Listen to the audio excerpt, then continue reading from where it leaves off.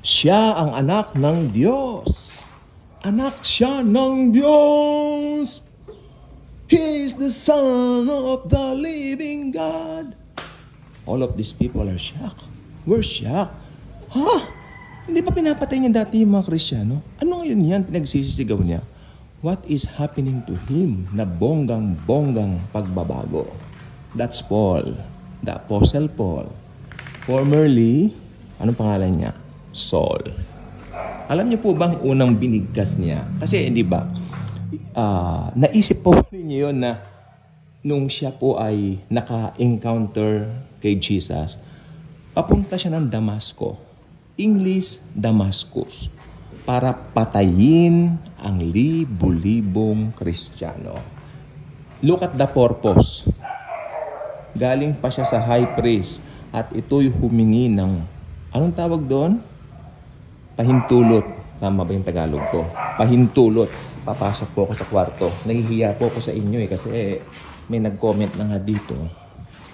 Patilahin ko rin yung aso. Hindi naman po sa amin yung aso. Unfortunately, sa kapitbahay po yun. So wala po akong control dyan. Siya ang anak ng Diyos! Siya ang anak ng Diyos! Yun ang sabi ni Pablo. Di ba? He is the Son of the living God. Lakasan ko ng boses nga sa kwarto na ako Saan po ba tayo tumigil? Ayun. Papunta siya ng Damasco para patayin ang libu-libong Kristiyano. Kasi si Pablo, pangalanan ko muna ng Saulo, si Saul o si Saulo, nag-aral po ito sa paanan ni Gamaliel. Sino ba si Gamaliel? Well, siya po, kumbaga dito sa Pilipinas, ano ba ang pinakatanyag na universidad sa Pilipinas? Walang tatalo sa University of the Philippines. Naalala ko tuloy yung palabas ni Dolphy, John and Marcia. Hindi pa ako pinapanganak noon pero meron po kasi sa YouTube, meron siyang pamangkin. Pumunta sa kanya. Oy, Uncle! O, kumusta ka na? Ka naman ni Manong Dolphy. Si John, kunwari, no? Tapos sabi niya, uy, naka-ano ka na ba? Nakatapos ka ng pag-aaral mo? Opo, tito. Opo, Uncle. Saan? Sa UP po. Kanyang gano'n. And then sabi naman ni Dolphy, Marcia. Siyempre si John siya, no? Marcia, yan ha? Lahi ng mga puruntong. Sabi niya, nag-aral yan sa UP. Saan? Isa nga pala, dito ba? Sa Diliman? Ano pong Diliman? Kanong babae? Hindi po. Sa Pulilan. Pulilan, Bulacan. UP. Diba? UP. Pero, siyempre sa Pilipinas, University of the Philippines. Amen? Doon po, yan ang pinakasikat na school sa Pilipinas. Pag UP ka, sabi nga nila, trabaho ang hahanap sa'yo. Like my sister, ang dami ng trabaho pero pinili niya ang pumunta sa Amerika sapagkat she believes nandun ang green pastures. Okay. Yung usapan po natin kanina, si Paul nag-aral po sa paanan ni Gamaliel. Ibig sabihin po, ito pong si Pablo ay magaling talaga sa law. Pero, lahat po ng yan ay nakatakdang magbago. Why? Dahil ma-encounter niya ang King of Kings and the Lord of Lords. Habang daan, patungo nga po ng Damascus to kill thousands of Christians. To kill them. Yun ang masamang hangarin ni Saulo. Pero habang daan ng Damascus, nagpakita ang Panginoong Hesukristo na silaw si Saulo at hindi siya makakita. Pero ang kanyang dialogo o kanyang sinalita, sino po kayo? Panginoon! Who are you? Lord! Di ba? Ba't binanggit niya yung Lord? Dahil nandun na talaga. Talagang pinoform na siya ng Holy Spirit na mga born again. Then the Lord Jesus told him, Saulo, ganito ang gagawin mo. Pupunta ka, hihintayin mo yung tao dito. May magdadala sa yung mga tao dun sa isang lugar. Dinala siya kasi bulag na siya Dinala siya sa isang place na kung tawagin ay Daang maganda o daang matuwid, whatever it, di ka nakakalimutan ko. Ganyan ang mga pangalan sa mga street sa Israel. So, ayun, si Pablo nung nabulag, siya po ay inakay nung mga tao na nilid ng Panginoong Hesus para dalhin siya roon sa place na yaon. Then, si Jesus, nagpakita po siya kay, Ananias. Ananias po ang pangalan. Ananias po ba? Yes, Ananias din ang pangalan di ba? And then, si Ananias po, isa pong devout Christian.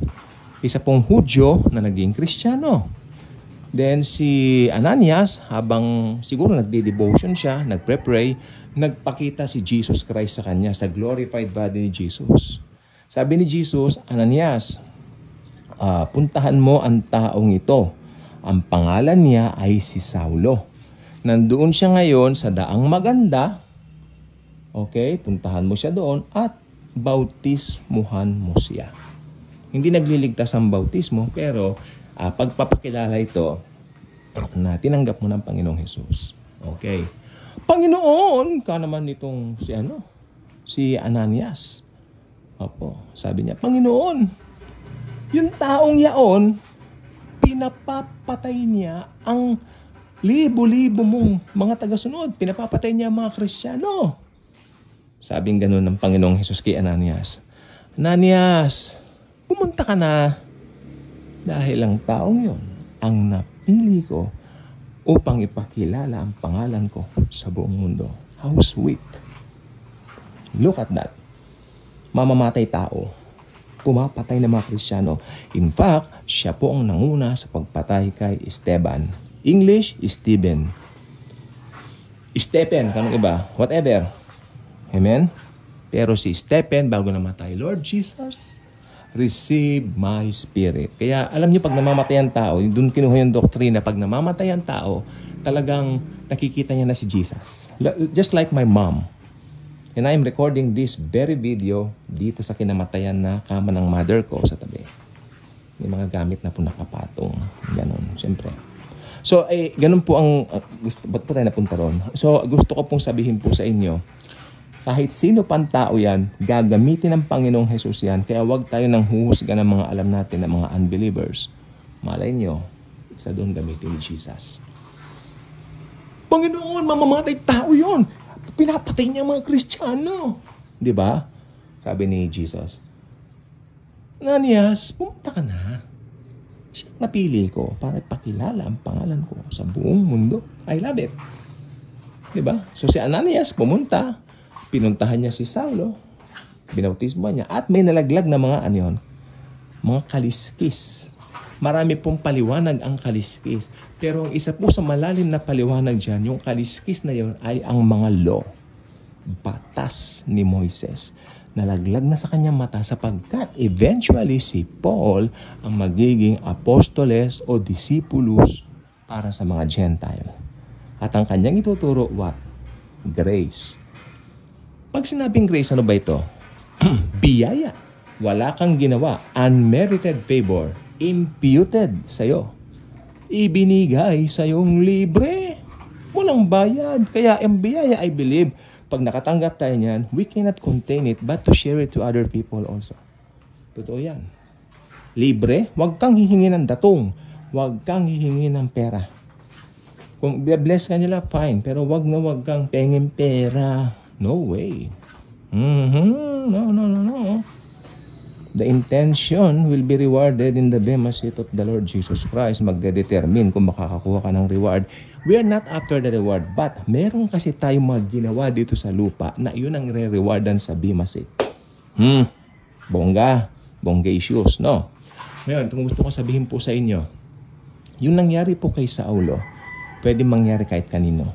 Yung mga alam nating masamang tao, alam nating bad siya, alam nating walang direksyon ng buhay, one day, magugulat ka na lang, gugulantangin ka na lang, ginagamit na siya ni Jesus. Dahil nakilala po ni Pablo ang King of Kings and the Lord of Lords. Yun po ang nagbago ng kanyang buhay. Si Jesus, glorified Jesus yung na-meet ni Pablo, kaya mas malakas ang power noon. Jesus glorified. Yun ang kanyang na-meet. Amen?